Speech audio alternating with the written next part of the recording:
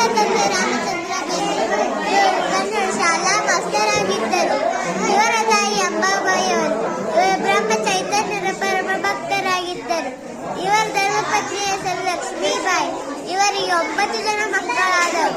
ಅವರಲ್ಲಿ ಉಳಿದವರು 3 ಜನ ಮಾತ್ರ. ಬೇಂದ್ರೆಯವರ ಪ್ರಾಥಮಿಕ ಶಿಕ್ಷಣ ಧಾರವಾಡದ ಕಾಗದಕಟ್ಟೆ ಪ್ರಾಥಮಿಕ ಶಾಲೆಯಲ್ಲಿ ಆಯಿತು. ವಿಕ್ಟೋರಿಯಾ ಶಾಲೆಯಲ್ಲಿ ಹೈಸ್ಕೂಲ್ ಶಿಕ್ಷಣ ಮುಗಿಯಿತು. 1903ರಲ್ಲಿ ಮ್ಯಾಟ್ರಿಕ್